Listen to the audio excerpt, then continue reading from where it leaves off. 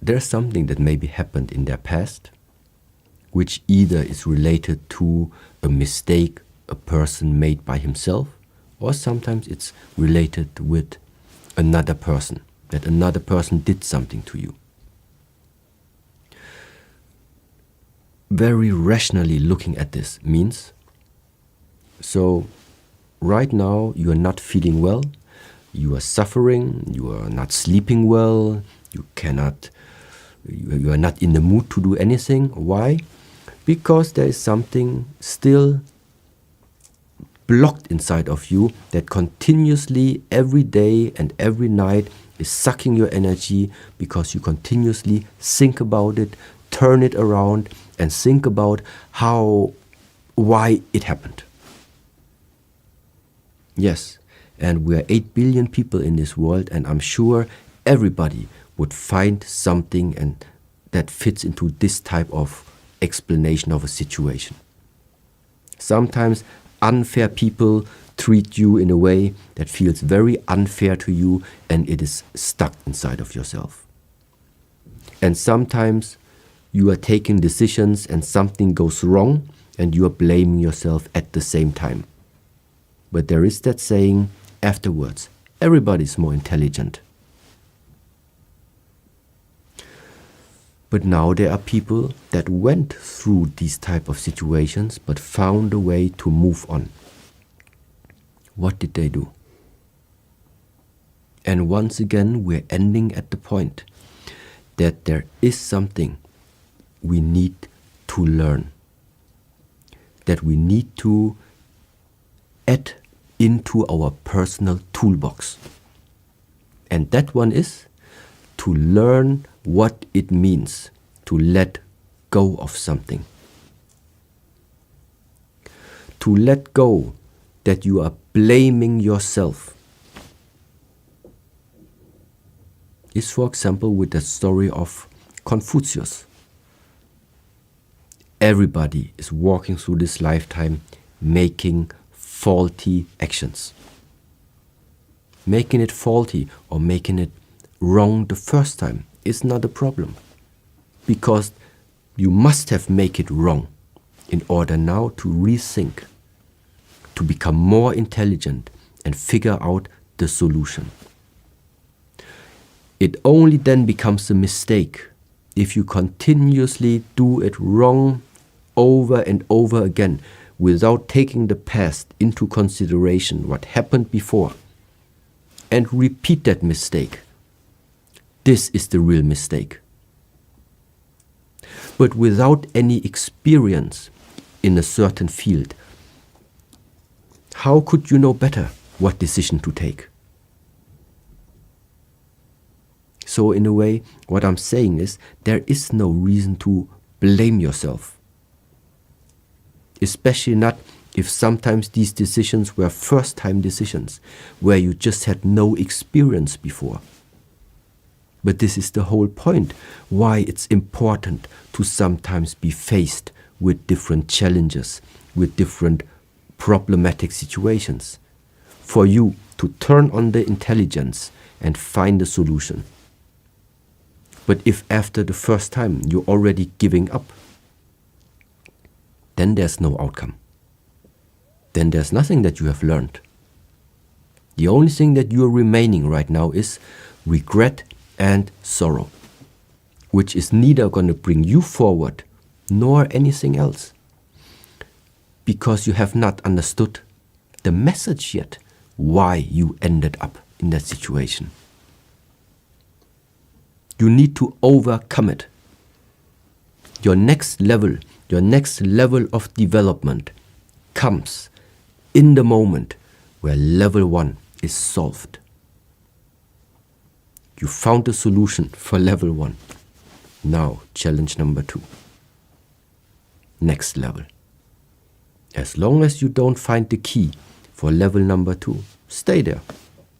Many years repeating over and over again until you see it. And this is like the way now how it can maybe help if that mistake was up to your own, let's say, behavior. And the second way that maybe helps is to just understand, just like the tea before, you do not know where people come from. You do not know through what type of situations other people went through. Sometimes external people are overwhelmed with their own life, which is why not always is in their own control. And this is why sometimes people talk things that they don't mean like that. And why sometimes people do things without knowing the consequence of it. And so instead of blaming them also for it, it can help if you just understand and try to project it at least as good as you can towards them, that you feel compassion for them. Because he or she is the same like you. The situation is just different. The circumstances are just different. But if somebody is full and filled, if I'm complete, where the hell should I come up with the idea of causing you suffering? The only reason I would ever come up with something like this is because I'm unhappy with something about my life itself. I'm missing something. I haven't found myself. I'm not complete. That's why I start blaming other ones. That you are all responsible why I have this stupid job whatsoever. Then it's always easy. But why? Because I have the unhappiness. I'm unhappy. That's why I want the world to know I'm unhappy. That's not something to blame. This is a personality to have pity for. This is a personality to wish him, hopefully he will find his peace one day. And of course, some people will say there are things that can never be forgiven.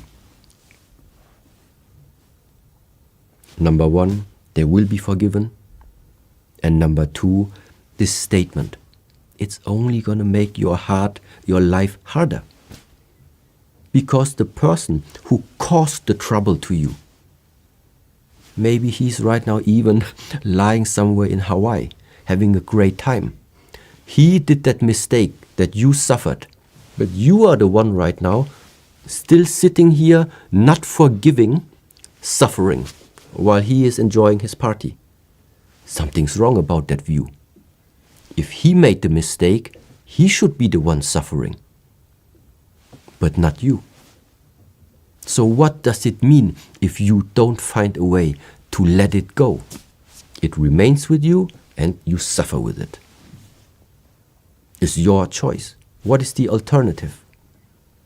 Revenge is another field. But revenge is not gonna recreate balance. Why? Because at least in our tradition we say, nowhere in this whole world did hate ever ended hate. Somebody hates you, you hate back, it's not going to end it. Nowhere. Hate is never the solution for hate. Now it sounds so fluffy, but just like the Buddha said, there's only one reason, one way how to end the hate.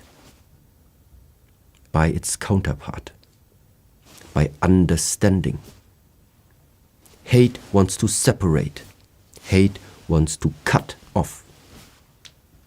The opposite of it is, you have the force, you want to combine, you want to connect. And it's the harder way of having compassion with a person that gives you hate, and it's even harder to even start to develop the feeling of love towards that person. That's why we call it is a practice.